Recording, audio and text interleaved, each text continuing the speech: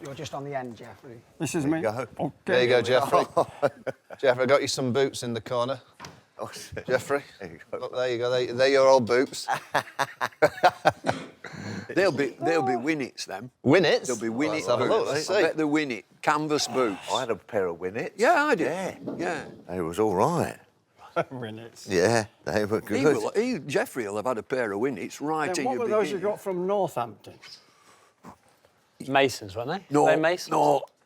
Grenson. Something like they were very good. Yeah. Yeah. No sole on them. What were he called? Like wearing ice cream tin, doesn't it? He was very good. Whitings. Whitings. Whitings. I had some of them. Yeah. He made them. You sent a profile of your foot, Yeah. and then he would make all the ballers had them. All quick ballers. They all. What, made to measure? Yeah. Yeah. Whiting. What, if you had a wide foot or a thin foot or... Because they do that now, don't they? Northampton Cricket Club. Cobblers. They take the shoe off. That's their Oh, celebration. that's right, Shoe Army. They all take the shoe off. Saw that at the Oval. Yeah. No fans, are they, Yeah. cobblers? He's good for him, Lehman. Oh, Lehman's fantastic. Yeah. Jeffrey, What? Darren Lehman. I mean, you're a bloody good player. No, better than that. A fabulous player for us. Right, but he, from his coaching viewpoint, he's gone out to Northampton and they're fine. Absolutely fine. He's a good man. He is. We had him at Yorkshire and after me, but I got to know him well. Top player. Yeah. And dead straight. Yeah. Absolutely straight with I think, everybody, which yeah. is what you want sometimes. All this flannel in the dressing room, oh, well, bad luck and all that. It's a load of bollocks, isn't it? Yeah. You either play good or you play bad. Tell it straight. Now, if you don't improve, we're not going to win. Simple. So I mean, on that score, go back to when you played and you had that dressing room of Illingworth and Close in particular. Yeah. Tell us about that dressing room, Illingworth and Close. Some big egos in that dressing room. Fred. Fred? Forgot Fred, Christ. We've had your Fred on every week. Yeah.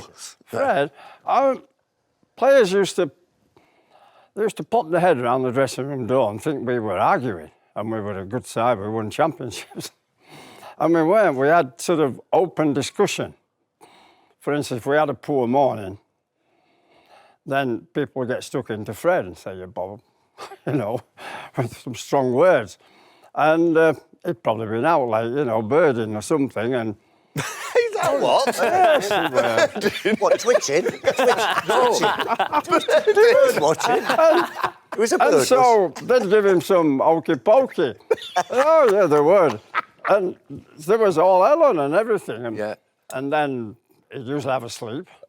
I always put the sweaters down That's right. and got his head down for a sleep when people went for lunch, and he'd have 10 minutes. Yeah. At lunch, he had a pot of tea and a ham sandwich.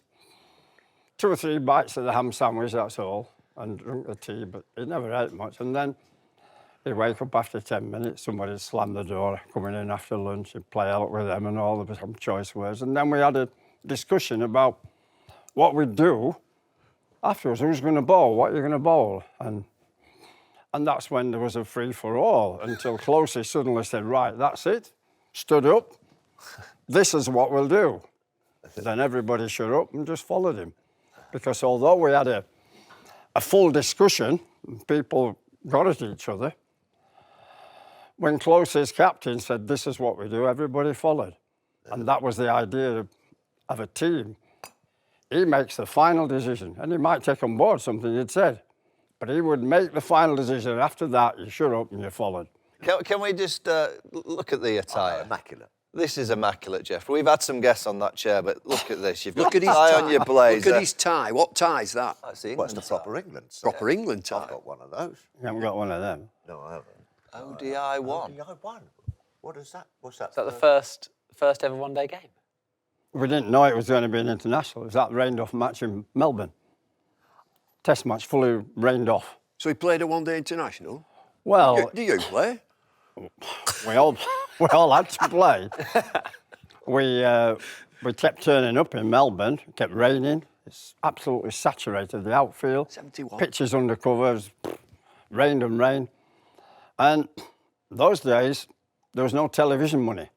It was all gate money. So the whole tour depended on gate money. Is this 71? Yeah.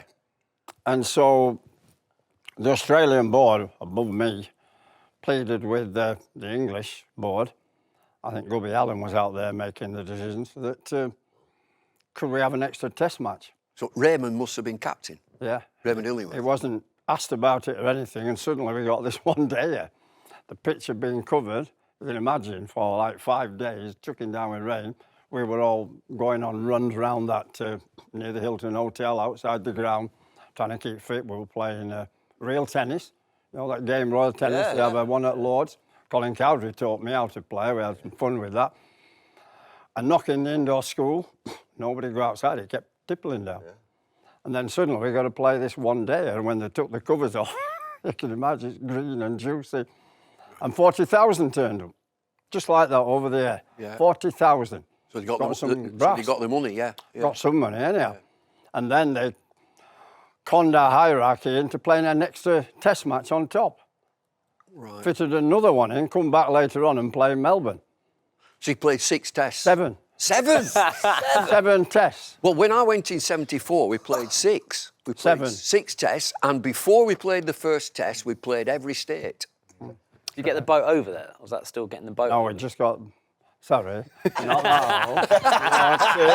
Oh, it's quick, isn't it? Ah.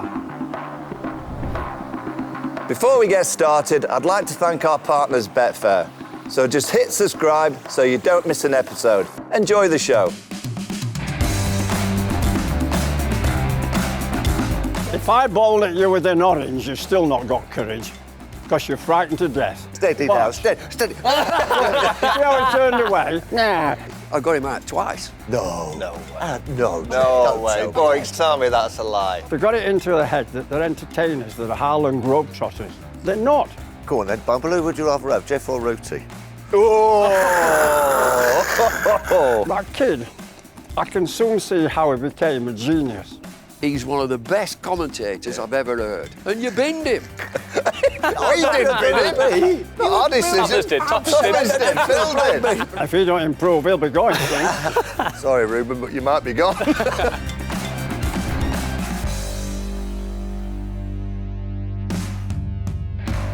So what was your... So the England side will go to Australia. Well, they go to New Zealand first, but if it was just a test tour this winter, I'm guessing they'd arrive in Perth on about November the 8th. Yeah. They start on the 21st. Say November the 8th, 10th, and they'll be out of Sydney on the 8th of Jan. 8th of Jan. So you're looking at a 2-month tour. Just to recollect, when you went to Australia... 4 months. 4 months. Yeah. My first tour to Australia was in 65, 66. We did over 5 months, because we did Australia and New Zealand. We had to go to New Zealand and play 3 test matches. That's it. And we did. That was one of the worst bits I've been on with England, because we stripped in then was in New Zealand there were cricket grounds, but you stripped in the rugby dressing room. They were dual. Yeah. And they were terrible. It was like being in a dungeon. You couldn't see the play. You had to go outside to look. Pictures weren't great at all. I mean, everything's got miles better then. But when you were knackered after playing 5 tests in Australia and all the state matches, and used to play an up-country one day, That's it. then a day off, and then the 4-day state match. Yeah. Yeah. So you had a one-day and the state, Yeah. and you played 5 You're tests. flying everywhere. You got to fly. Flying everywhere, and the tests. And when we played, and besides the states, we'd have an odd match against the President's 11 or something. So we always had matches between the tests, except for the Christmas New Year. Yeah. That's fine. It was a long tour.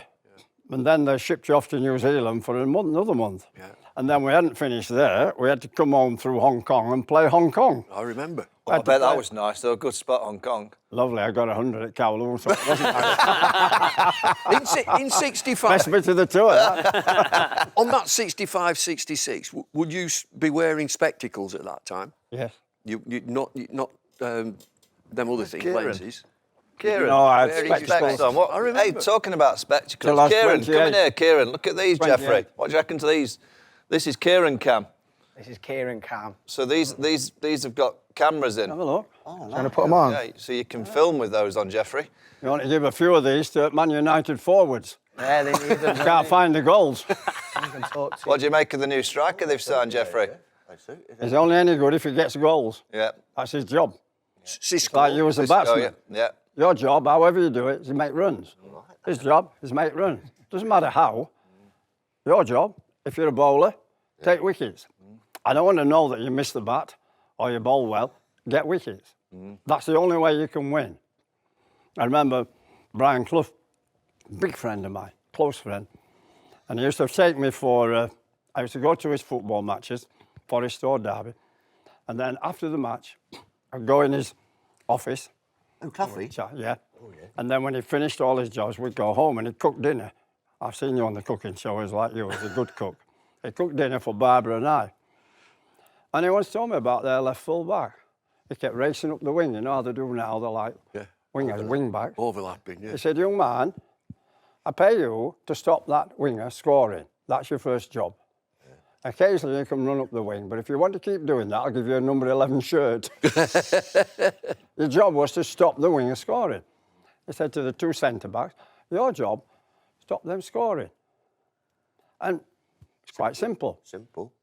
He had a simple way of playing. He made runs. It's all that matters. And make lots of them. So you was over there, Jeff, for all this time in Australia and New Zealand. I mean, the boys, I think they've got one warm-up game, haven't they, against Each other.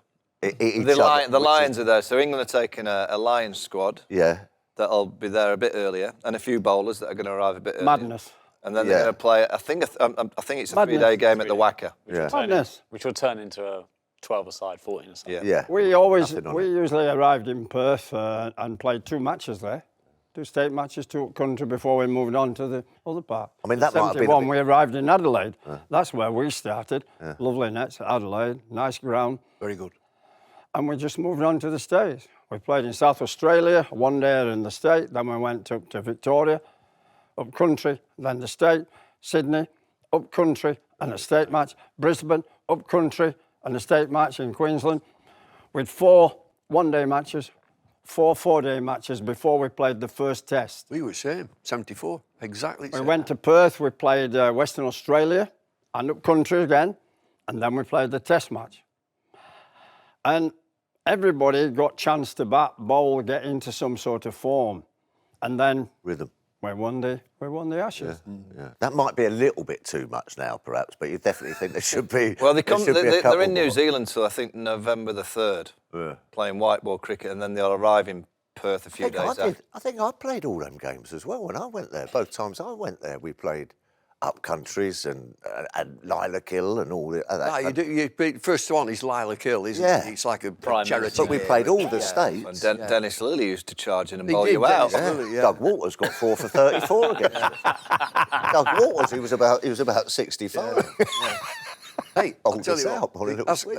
I got him out twice. No. No way. No. No don't way. tell me Boys, that. tell me that's a lie. I'm- I mean, we I'm can Bowling his Google little- it. He's bowling his little step and fetches. You must have had 100 by then, though. He had 100 once. Oh. He had- Well, don't tell me you got him out early.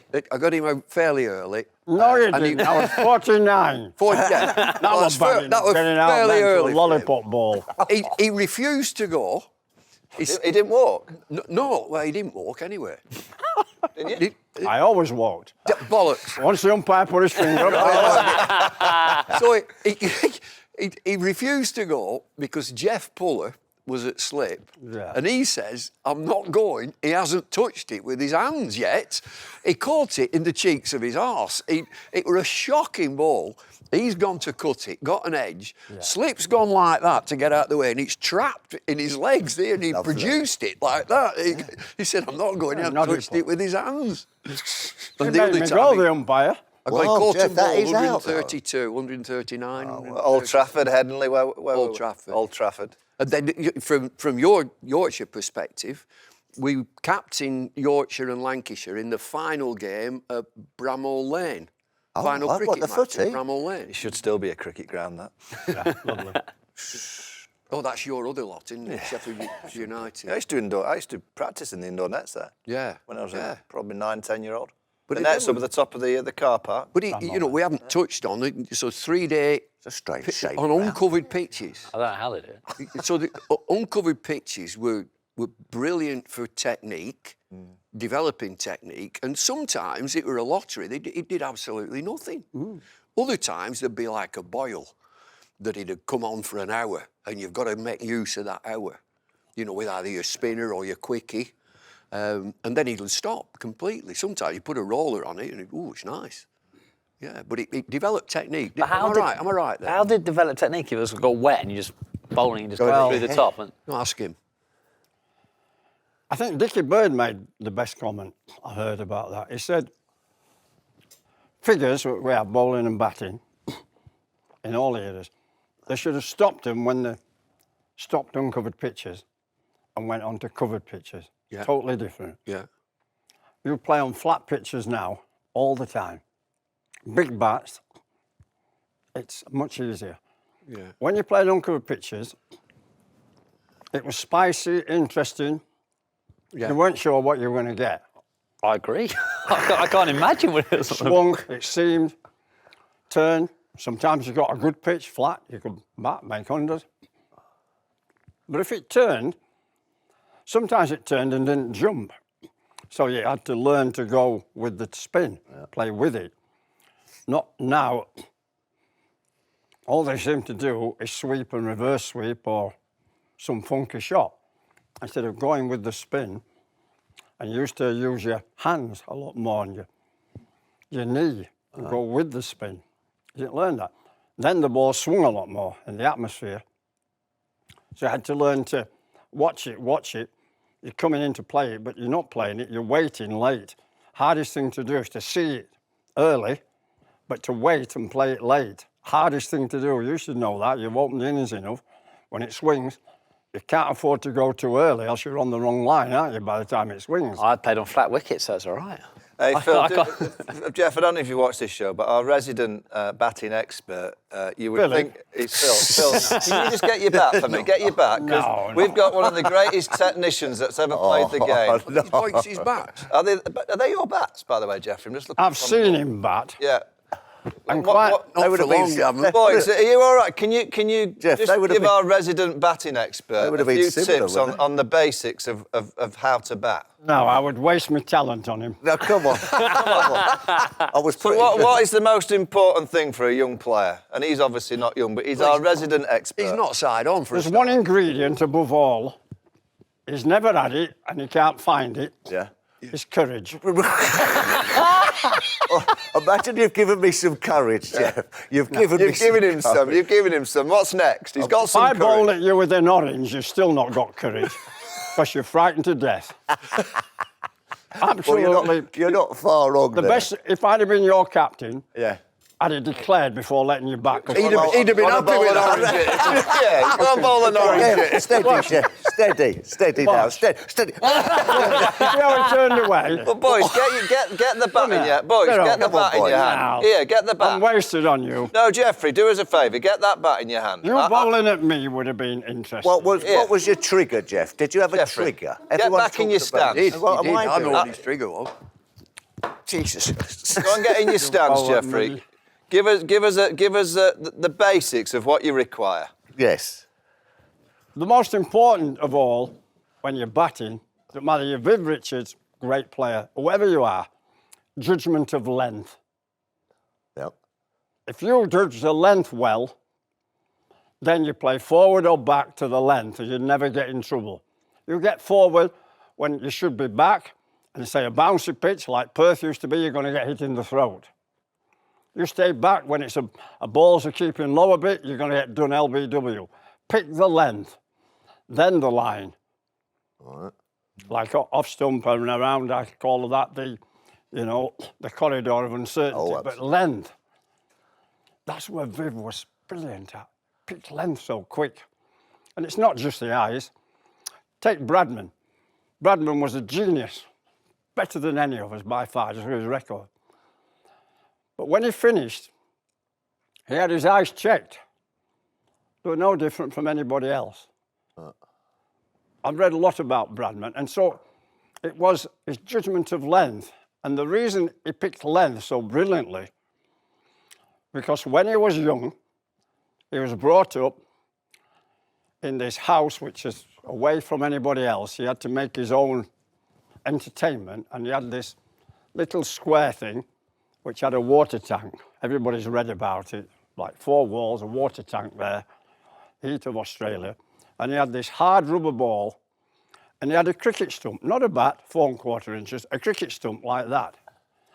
And he's hitting this ball against the wall, so he's having to move his feet and judge it as it comes off at funny angles. He did that from being a tiny tot till he's a teenager. Hours and hours. And he played a game like, if he hit that wall, it was 2. If he hit that wall, it was 4. And so he gave himself, and he did the England team, the Australian team, and he played games, hours over hours on his own. Can you imagine that ball coming off? Think about a hard rubber ball like that, like a golf ball, bounces awkward, comes off quick, and he's got to move those feet, the eyesight, I've got to judge the length, and then he's got to hit it with that. That kid, I can soon see how he became a genius. Jeff, when you did the training, and Bumble's talked to you on this pod about you in the pod, you trained ferociously hard, practiced. What were you looking at when you practiced? What was the like? Were you like when I was? It was about like making sure my head was in the right position, make sure I wasn't falling over. Right. Or what did you do? Did you just hit loads of balls, or were you concentrating on one? No, I thing? wasn't worried about the head or anything. I wanted to find rhythm. I've watched you because I've commentated when you're not my era, so. And I could tell when you're in rhythm. By that, it's your eyes see the ball, judge the length, but it then tells your feet, your hands, how to move to that. So it's in sync, isn't it? It's fast, like, like that. And so we train ourselves for all that to happen so quickly that we do it instinctively. But the instinct is because we trained ourselves for that instinct. It's not just happens. And I practiced like that. So you just batted for time and time, trying to get that rhythm and trying to get into that rhythm as quick as you could. And when I could make sometimes, with a good technique, 40, struggle a bit, but make a 30, 40, 50. But I knew it wasn't quite there. You've done that. When I had the rhythm, then I would go to nets and I'd 7 or 8 minutes. Thanks. That's it. Just get loose, rhythm. I've got it. I don't need to waste it in the nets hitting balls. No. No. That's what Phil used to think. The whole batting and a fillet was a total waste of time. Bill Bowes at Yorkshire, 6'6" when he played for England. Yeah. Sellers occasionally declared, you're going to hit 4 innings in 3 days. Brian Sellers. Brian Sellers declared because he said, wasting time. No. And that's how Philip. He'd have been happy. He's wasting time. You wasted everyone's time, Phil. That's what I thought, you see. Let's go and have a ball. Jeffrey used to bat against, young Batty, who's the coach at Surrey at the minute. Yeah. And young Middlebrook, who's now umpiring. Yeah. He used to bat against their dad all day. I've been there at Headingley. Yeah. So George Batty would be bowling leg spin, Ralph Middlebrook would be bowling in bunkers, and they bowl all day at him. They'd break up and have a bit of lunch and what have you. In the nets. Did you at least get him lunch? No, I won't go that far. No, they'd have to bring the pack lunch. Ralph used to like early morning, so rest of the day and do something. Yeah. And used to bat by the clock, so right, I'm going to bat 50 minutes. Yeah. And I'd take 3 pairs of gloves, 3 bats, as you do, and bat, and then play steady, and then move upwards, trying to play shots so you got in. And playing properly, not giving your wicket away, but concentration. Concentration is so important. He had it. He had patience, concentration, determination. All those are so important. What's vital of all is picking length. Yeah. Then you add the other, batting is not one thing. Like technique, he had good technique, I had a good technique. Technique is quite important, but you must never make technique your God. The object is to score runs, however you do it. Don't get out. Well, if you don't get out, you will score runs. Yeah. You're bound to. Because my uncle Algy told me when I was a young kid. He said, listen, young'un, it's better you stay in and your mates are watching you from the pavilion. Couldn't agree more. Than you're out watching them bat. Couldn't agree more. And I thought, that's a good idea. Absolutely. Uncle Algie knew his stuff. Stick to Cricket is brought to you by Betfair. Obviously, I've spoken to you at length over the last few years about this Bazball era, and I know Brendan hates that terminology, but they're an expansive team that take risks. To win in Australia, it's all about winning in Australia for this Absolutely group. winning. To win in Australia, you can't just play one way. No. It's impossible. Look, Bouncy pitches. I've always been a little wary of being too critical when England, the modern day England, do mess up, because where it's taken our cricket from what it was is fantastic. People have a habit, we all have, me included, of forgetting how bad we were under Joe. Joe, wonderful player, lovely lad. I love him to bits. But as a captain, and his team were at such a low ebb, he came back from West Indies, can you remember? Oh, yes. Oh, we couldn't have got any lower. No, only won 1 out of 17 tests. Oh, and we played terrible cricket. We looked, the body language on the field, they looked as if they weren't enjoying it. That's the first thing you've got to do with any set of 11 players, is for God's sake, enjoy it. Yeah. Get up in the morning and want to go out there and play. Do you want to bowl? Yeah, I want to bowl. Do you want to bat? I'll bat. No, oh, well, I'll let somebody, oh, no. You get bowlers who say, no thanks, Captain. And get them to enjoy. Brendan McCullum has done all that. Ben's been captain, but Brendan came. Without him, it wouldn't have happened. So full marks, fantastic. So we've got to be careful when we have seen them sometimes go overboard just playing daft attacking cricket when just settle back a bit. Just bat sensibly, we'll win the match. And we have a right to be a bit critical of that. We have a right, because it's silly cricket. But our cricket has gone from there up there. And all they have to do now is use a bit of brain, a bit of common sense. And I think, above all, there's one or two of them, you hear them talk, they're hubris, they're arrogance, because they play positive, expansive, wonderful cricket at times. They've got it into their head that they're entertainers, that are Harlem Globetrotters. They're not. The object of playing is to win. Not winning against the spirit of the game, not win against the rules, but to win, isn't it? Yes. That's what you play to win. If you're not going to play to win, then what is it? We're just exhibition matches, aren't we? We want you to play to win. That is the object. And the sooner they get that into the head, and at times it means still play this wonderful, expansive cricket, but at times, just cool head, hang on. Suck it in. Have you seen enough from them recently? I mean, the Indian series was tremendous. But like you've just said, that last morning at the Oval, when you needed to just win the game, win the series, win your first 5-match series since 2017, have they got enough in the tank to go to Australia and win? Anything's possible in sport. We've seen funny results, football, rugby, everything. Nothing's taken for granted. I don't think Aussie are that great. No. I think the batting's very ordinary. Two players, the rest wouldn't worry me. If I was playing against them as captain, I would look at some of them batting. But you've got to do your thing well. You can look at the opposition, but hang on, I want my players to play well. Every time I played, I said in the dressing room, I was a strong voice. I said, listen, we have to play well. We have to bowl well, we have to bat well, we have to catch well, so that they have to play exceptional to beat us. And if they do, put your hand up, well played.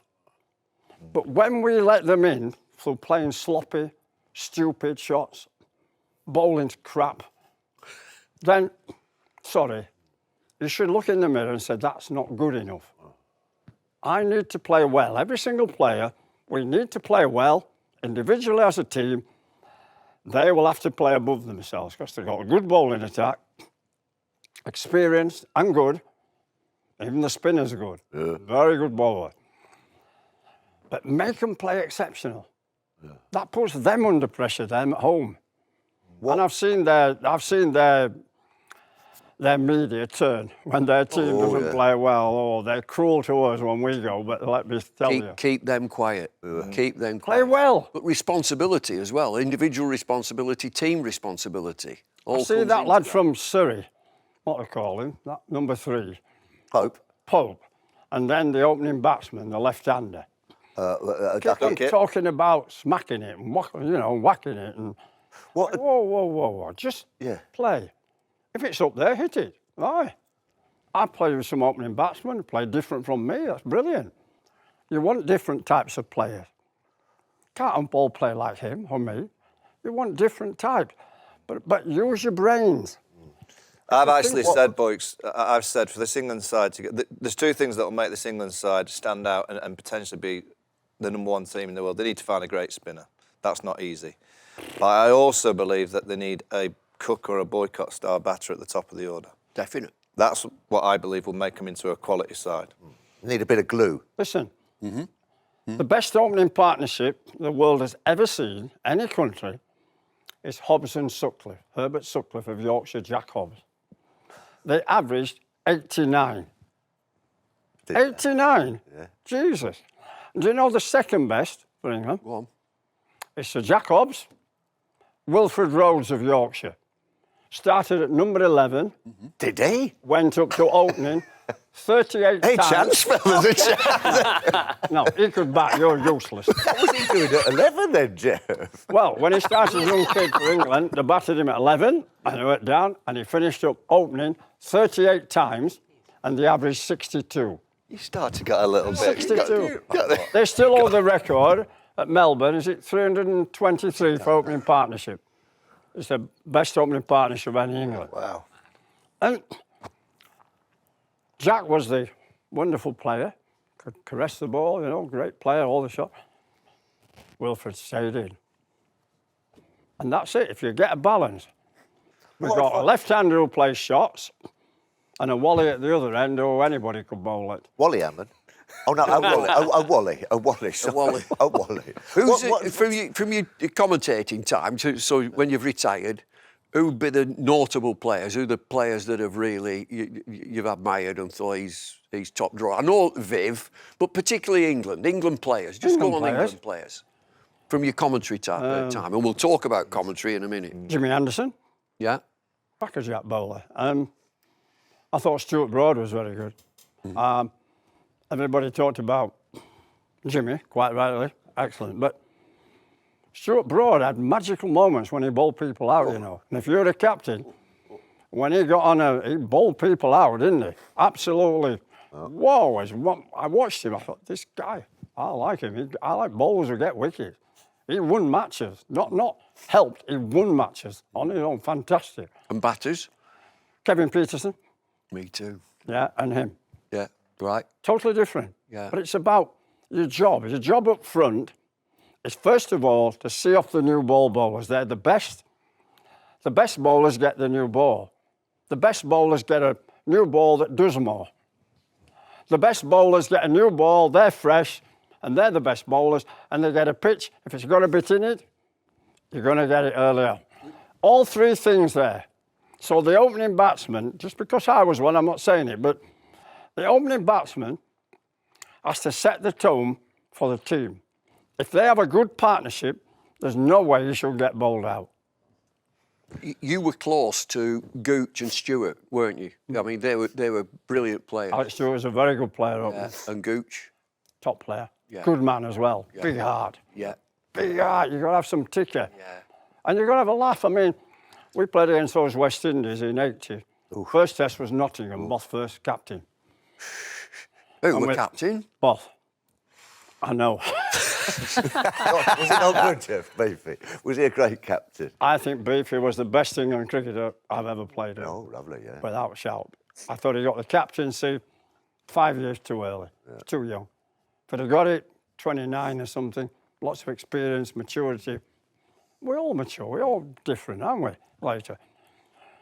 And we faced Holding and Roberts. I think Holding bowled the ball first over. It went over Gooch's head and bounced twice into the pavilion side street. He looked at me, how he goes with his eyes, Gooch. He goes like that. And he came down after an hour of those two, ducking and weaving, a bit fresh pitch. He says, it's all right now, Fiery. Second string's on. Joel Garner and Colin Croft. I said, thanks. Yeah. And, yeah, he's got a big heart. Well, Stuart as well. But you mentioned, right, that heart, and you've had an incredible life. You know, being a cricketer, Yeah. you've obviously had things that have gone your way, things that haven't. You've obviously got your health that you've fought through remarkably. Where do you get that from? That ticker that you talk about, where does it You're come born from? with it. See, Philip, I feel you're getting picked on, Phil. Listen, I had a good ticker with the ball in my hand. yes, Yes, absolutely. Yeah. Wonderful. but not too much with the bat in my hand. Sorry? Colin Croft. Colin I Croft. couldn't see it, Jeff. My eyes weren't in tune with. You didn't have Bradman's eyes, I did you? didn't have Bradman's eyes. Philip, Sometimes you can't do it, Jeff. Jeff, you can't do it. Philip, I never laughed as much as you batting. You're having a go now. Come on. I cannot use the words properly here. How Oh, you can bad say what you want, were. Jeff. You can't do everything in life, can you? Well, you certainly couldn't bat. No, I couldn't. I couldn't. You could bowl a little bit, though. You're going to have therapy after this, is cat. You could bowl a little bit. So, I don't ask the batters to do my bowling. So why do I have to do their batting for me? Oh, you're right. No, when with England, if we had a day when we didn't bat very well, I would stand up. So listen, it's our fault. Yeah. Blame the bowlers expect to bowl when we haven't got a good score. It's our fault. We're paid to make runs, not the tail enders. No. The tail enders want to help you out now and again, and We'll fine, try. but it's not their job. Ours is the job. Yeah. And we need to make enough runs to give them a chance to get 20 wickets. Yeah. That's why when I pick my team, and you need batting, you have to make enough runs to give the bowlers, however good they are, enough runs to bowl the opposition out. Yeah. If you keep getting out for 120, 150, you're not going to win the match. Go on. A couple of questions. Yeah. How highly do you rate Joe Root in the best England batsman you've ever seen? Ever seen? Yeah, I think he's the best English batsman I've ever seen. And I never saw you bat Geoffrey live, so that's why I've excluded you from the list. Oh, Go on then, gone Bumble. through Who would that. you rather have, Jeff or Rooty? Well, dead simple. They're doing two different jobs. I'll have him as opening batter. Oh, I'll have you're Root number at number 4. Dead simple. Good Two answer. different jobs. Pretty good team, that. No, go on. Joe tried batting at 3, and he couldn't do it. He tried Sometimes opening. he gets. Tried opening. He got You can't do underneath, it. And it's not the only one, it's what you are. I mean, the guy for India was one of the best number 3s I've ever seen. Dravid. Dravid. Oh, lovely boy. The I know. wall. Like him. Absolute the wall. Get in, big scores. Undemonstrative, but make runs. And I saw him open a number of times for India, because I did a lot of commentating earlier. He opened it and won a series against us as well. And got He- 500 runs, I think, as well. Well, most times he got out. All right. And he said to me, I can't do it, Geoffrey. It's in his head, psychological. Because what's the difference between number 3, guy gets out first over and you bat. But if it's in your head, can't do it. Yeah. And he couldn't, Joe couldn't do it. Doesn't make him worse, he's brilliant at number 4. What's your other question? The other question, I've always wanted to ask you this, Geoffrey. Who rang you to tell you, or how did you find out you weren't playing the next Test match after getting the double 100, and how did you react? Oh, that'd be Alec Bedser. Nobody rang me. What? You used to have to listen to the BBC on a Sunday, the news at 1 o'clock. You're not playing. And after the normal 1 o'clock news, Got 200. Well, They I've announced- thrown it against the wall. they announced on the news that this is the England team. And I was playing a charity match down in Wales. On Sundays, we didn't play then. Sunday League only came in 68. So 67, when I got dropped by Doug Insall, your man, who should have spelt his name with an A. Definitely. He never spoke to me at all. Never rang me up. When I found out on the news, imagine the press were all over me, and I was pretty naive. And I was in tears. I admit it, I was. I just didn't know what I'd done wrong. I'd made a run up to the test match, uncovered pitches. You know, if you're getting bad nick, it's hard to get out. If you're in good nick, you can play uncovered pitches, but you get in bad nick, it's very difficult. These pitches, seaming, jumping, turning. And I got picked because it was Headingley, and I grafted my way all I knew how to do. That's all you would have played. Graft your way to 100 the first day. After that relief, I made 140 in 3 hours and a bit. And played great, but there's a relief. So that Sunday, Lance Gibbs was playing, the West Indies off spinner. He grabbed hold of me and pulled me into this marquee. And he said, listen, hold your head up, you've done nothing wrong. Nice fella. He said, they're at fault. If you'd have been a West Indian, you'd have been the national hero. He was wonderful to me. Picked me up when I was absolutely... Nice fella. And I got through the day. And we played the next match, I think, at Bramall Lane, Wednesday. The test match I got dropped on was the Thursday. I got 220 not out against Northants, so all the papers were about me, Mr. Insole and what have you. And when I played the test match after, when I came back, I was terrified. I was terrified to play a maiden, can you imagine? And Insole still never spoke to me, never said to me, never told me before the match, during the match, at all. Never once came up and said anything. Well, Closey must have said something. Closey said he spoke up for me. Because can you imagine, if during the match I made 200, if you disobeyed Closey, he'd have given me a bunch of fives. He would. We had it would. We had a different management to what you had. It was called physical violence. Hey, listen, this is the truth about Closey. You think I'm kidding? No, I'm We kidding. play at Glamorgan, where they're going to finish, or have they finished, the first-class match, Swansea. This year they're finishing cricket, aren't they, at Yeah, Swansea? Swansea St Helens. Yeah. Yeah. We're playing there, and it's a big turning pitch. Didn't jump, turned. Shepherd and Presdy. Yeah, Jim Presdy. And the first morning, 2.5 hours, they always had a 2.5-hour session. We keep dropping catches. Can you imagine on a turning pitch? Well, Closey's going wild. There's no air, but steam's coming out of his ears. And he finally bowls just before lunch, because he bowled off spin as well. I'm on the boundary. Somebody hits it. I go running in, catch it. My knees catch me, and bloody ball goes out. I fall down, bloody shit all over me, all over me. Then there's lunch, and he's playing Elephant. He's had a terrible morning. We have. Our players run off to get the blazer in out of his way. And I've got to walk all the way from the boundary, so I'm last up, and he's still muttering when I'm taking my boots off, get my slippers on, wash my hand, have a wee and all that. And he's that bloody four-eyed so-and-so with the glasses.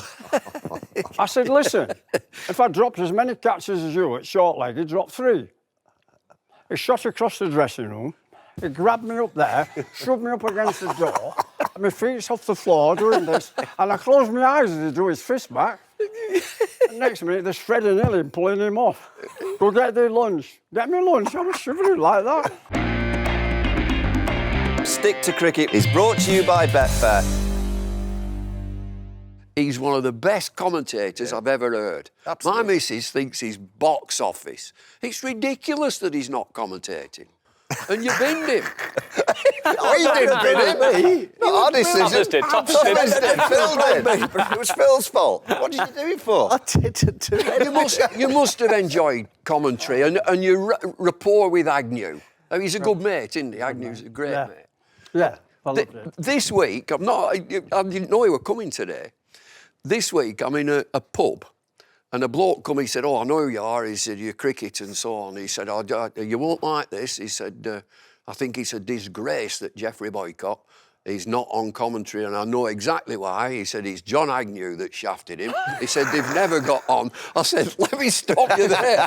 I said, they're great, John's mate. fault. Absolutely. John's fault, Phil. Yeah. So, people get a different idea, but... Of all the times you've commentated, if you think back of you've been commentating so many years, what's the one moment that you think back and think, I'd love to be commentating on that game again? Or best game of cricket you've seen, tightest game. I'd like to be in at the World Cup final when England won. Yeah, 19. I got invited to come, but I'd agreed months before to open the. There was like a fete and fair in Boston Spa where I live. Oh, yeah. And it got amusements, all sorts. I agreed to open it. You just can't let people down, you know. The whole village was there, so I had to do that and then run back and watch the TV and everything.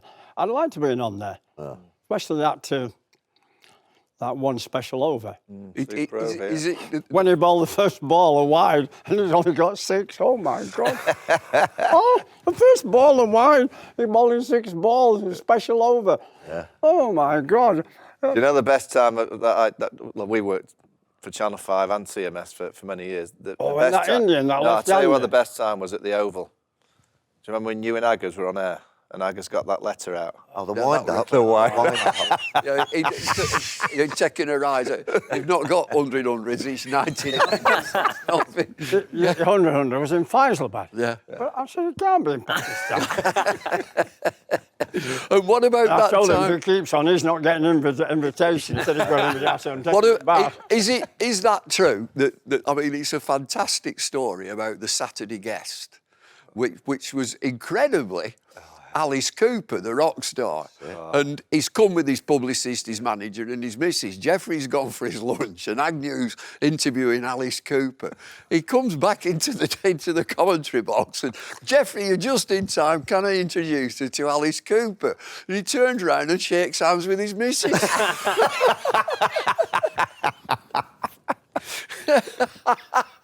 You're not going to know everything, are you, Jeff? You can't know everything. How can you be a pop star called Alice Cooper? No, we've had some fun. He's a great man. Yeah. You've always got...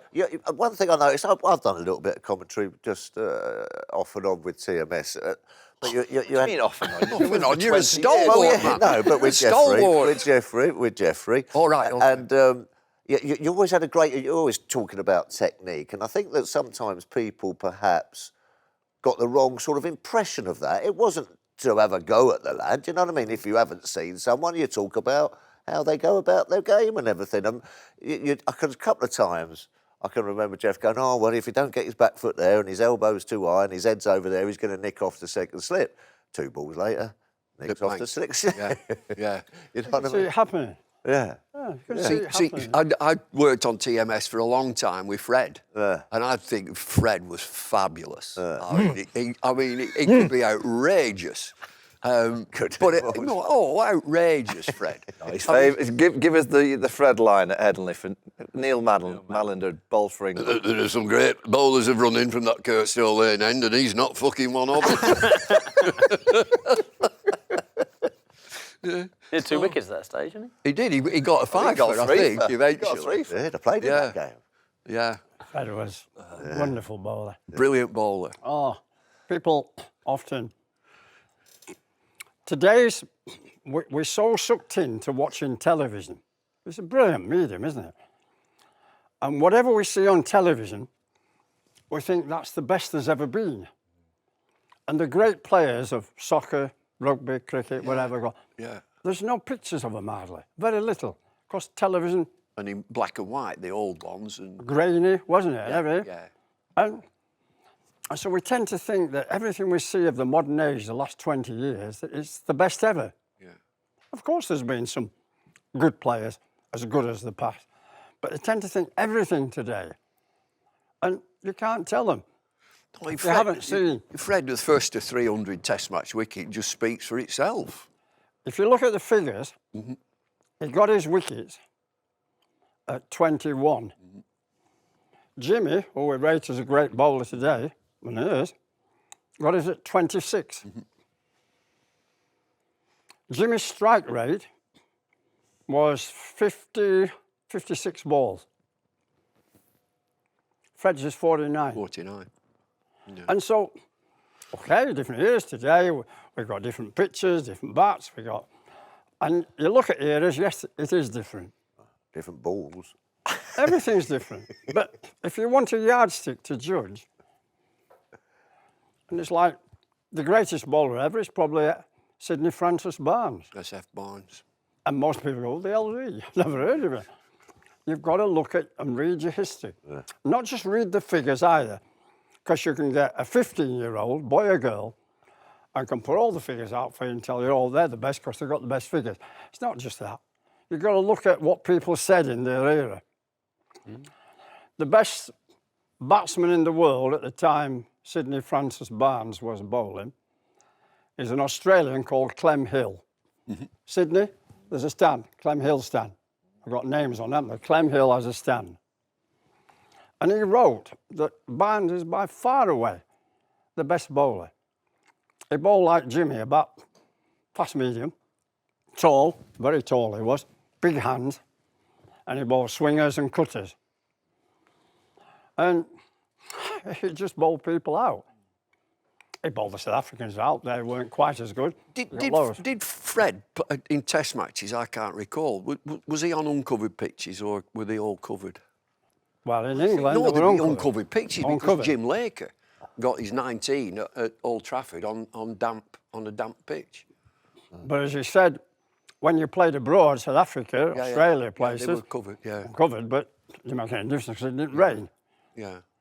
He once said to me, he said we bowled 5 sessions in Barbados against that Worrell, Walcott, Sobers and Canai.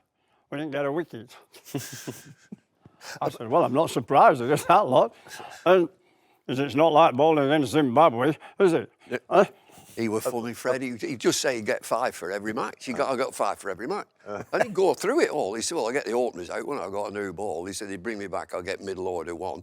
He said, I'd clean up 10 and 11. He said, there's me 5. Absolutely. And, you know, this is a tip for youngsters out there if you're watching. Batsmen particularly.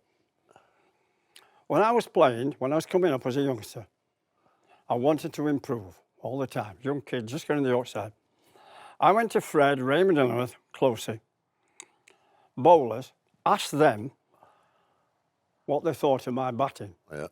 How would you get me out? Because that's how the opposition bowlers are looking. Yeah. That's how they're looking at you. And where can I get him out? This guy's good, really good. Ask the bowlers, because they look at you differently to your mates, your other batsmen. Yeah. They look, and Fred would say, get forward on this pitch. Keep him low. I said, well, it's a bit short, get forward. and then he didn't want to talk to him. Raymond Illingworth come past me. You know, it's turning quite a lot. Just as I was going to open, just coming off the field to get pad up, just watch that back foot shot you play. 1 or 2 are keeping low. They give you helpful, and a good thing for batsmen out there, go and ask the bowlers what they see in you, where you need to improve, where you need to get better. Apart from Bumble, who seemed to have you sort of seemed to have you on his in his pocket. Who was the who was the one fella who probably had used to get you out all the time, or looked you felt uncomfortable against? I wouldn't put it that way, but I put 2 bowlers who were tough. I played a lot. I did get runs, but I also got out of them. Underwood on a wet pitch. Yeah, deadly. Ball cutters, fast. Yeah. Ball spinners up there. Notty. Oh, Notty was a genius. Yeah. And I played at Canterbury once and it rained. And I knew him well because I played Test cricket with him. I went on tour. I went in, chat to him. I said, rain like this, 6 for 40, deadly. I said, it rains another couple of hours, it'll be 8 for 20. Brilliant. Wow, he was that confident and he just bowled people out. And but where the spinner, as he said, when he got some pitches that were wet, they got so wet they wouldn't take the turn. No. You had to wait for it to get tacky, didn't you? That's it. Sticky about dog. 3 o'clock. Sticky dog. That's Australia. Oh, is it? And, go on. But in England, if it was too wet for it to spin, if you cut it, you'd get it to jump, like take pieces out. Deadly could do that. The other bowler in his pump, Sobers bowling left-arm swing. He was quite sharp. He was as sharp as Jimmy. He was. Yeah, he was. Left arm, he had this wonderful accent. He was so lithe. Got right round, almost double jointed. Swung the ball. Yeah, he did. Very good. He bowled me out at Nottingham, got my LBW second ball. Oh, I got him out big as well. swing ball, banana ball. I got him out, Sobers. Sobers, lefty. How did you get through the gate? Bowled him. Bowled him. How many? Just many? He got missed it. 257 wickets. But they were racing on the telly, I think, to go watch the 3 o'clock from Ascot or something. He had a few quid. That's the only time you could get him out. Gary Sobers, he's a wonderful player, a best great batsman man. I've seen. Oh, beautiful. But he's such a smile on his face. He hit it hard. Lovely. He hit it hard. Listen, my best friend, one of my best friends, Peter Stringer, played a bit for York. Peter Stringer, right? Yeah, coaches in South Africa. You're going to say He went to Leicester. Stringfellow then. Yeah, No. Peter Stringfellow. He got Sobers out. And I looked in the papers, going, wow. So I rang up. I said, wow. I said, how did you get him out? Like you thought. He said, I got him caught halfway down the motorway.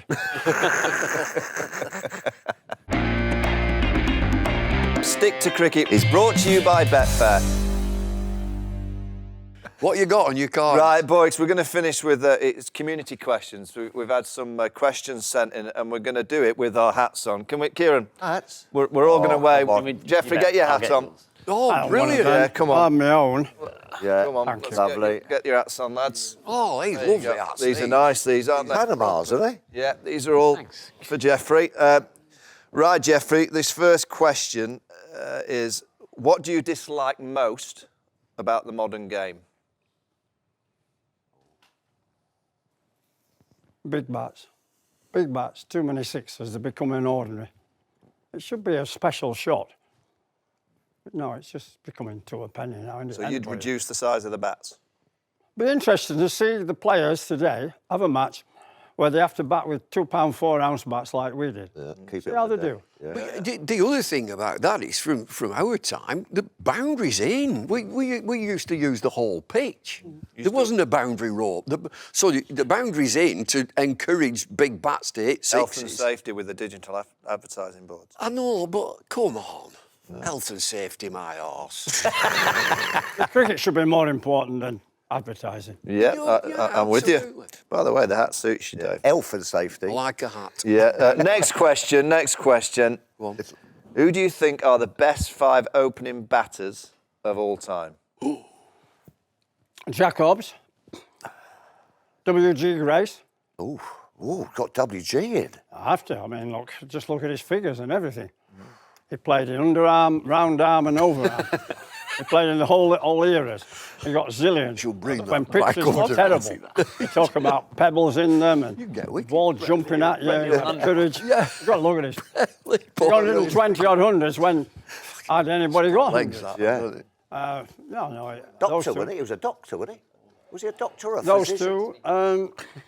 Hutton. So then, So we got Hobbs, Grace, Hutton. Gavaskar. Gavaskar, Ooh, Sonny good one. Gavaskar. Good one. yeah. Good one. Little Sonny. Little maestro. I would think Arthur Morris of Australia. Arthur Morris. Left-hander. Right. Got a lot of runs. Invincibles. Was it Arsenal? A lot of runs. A lot of runs, Arthur Morris. Thierry Henry for the Invincibles. He said it's Bergkamp. Arsenal.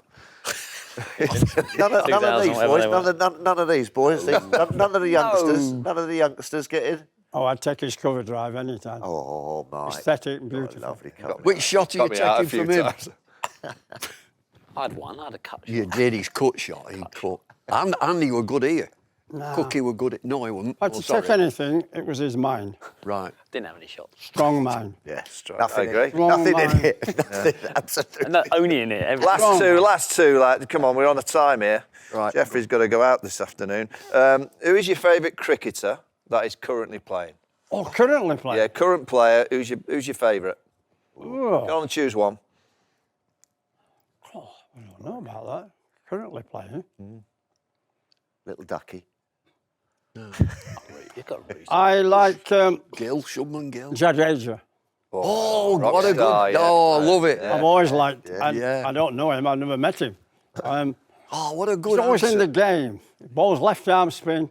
His feeling is fantastic. Yeah. I've always thought that, look, if you can do a really great job in the team, fine, become a great player, him, me, what, get your runs. But another quality, isn't spoken about much, is through your performance, can you lift the others? And he feels so brilliantly, his energy, isn't he? 36-year-old as well. 36. he And he is. bats. Have you seen him? Oh, saw him this year. He can Brilliant bat. player. Yeah. Smile on his face. Yeah, he's a tough bugger. He is. Yeah, he is. I like that. Been in I mean, Test match cricket as well, but just what, 2020? does He's it been all. with Chennai, they've won it 5 times, haven't they?